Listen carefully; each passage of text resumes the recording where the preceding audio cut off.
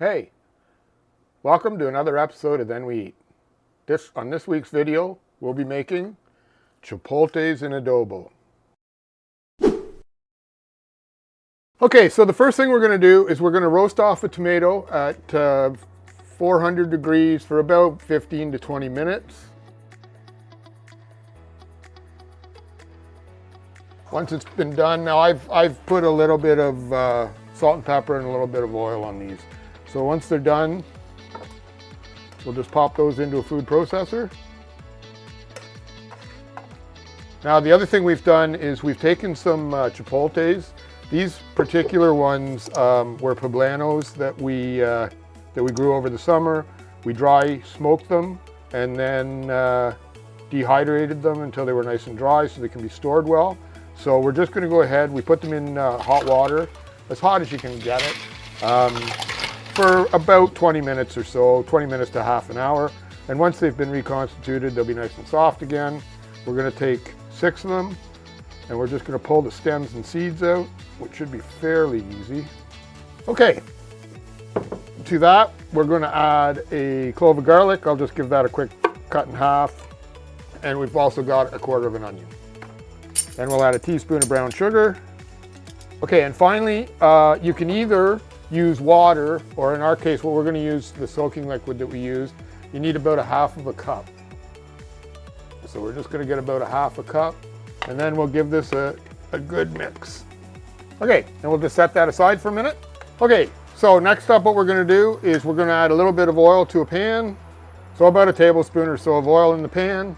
Then we're going to add a quarter of a onion dice finely. We're just going to let that onion cook down a bit. Then once the onion gets a little bit translucent, we're going to add a clove of chopped garlic. In our case, it's pre-chopped. It's about a teaspoon. And we're also going to add a teaspoon of cumin and a teaspoon of oregano. You should use Mexican oregano for this, but north of the border here, there's no way we could ever find it. So in this case, we're just going to use regular oregano. And again, just let that kind of cook down for a minute or so.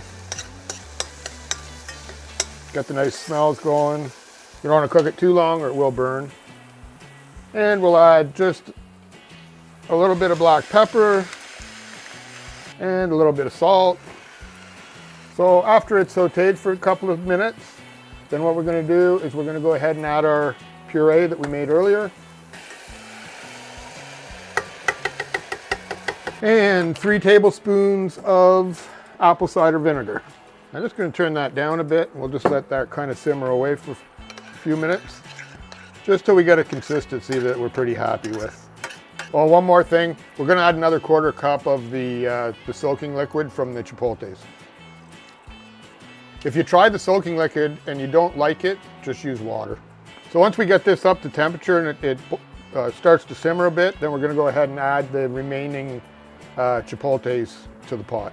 You'll probably want to simmer this down for about 10 minutes or so. It's just until you get a nice consistency. Just stop when you like the consistency is about it.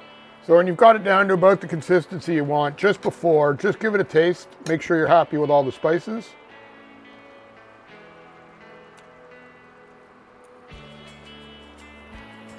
You could use a little more salt. Okay, so once you have it boiled down, we took about this consistency. It took us about 10 minutes or so. So what we're going to do, we're just going to dump this into a sealer. Careful, it's hot. And there you have it, chipotles and adobo. Easy, couple extra steps, but nothing too complicated. And much like anything, it's always better homemade than it is in a can. It's quite tasty. Pick up the garlic. Cumin is always good, in my opinion. And it's got a bit of a heat to it, but nothing too critical. So all in all, not bad. So don't forget, if you like this video, hit the like button. Don't forget to share it with all your buddies. Hit the notification bell so that you can be notified every time we upload new videos. We upload new videos every Friday, or at least we try. So until next time, don't forget, first we cook, then we eat.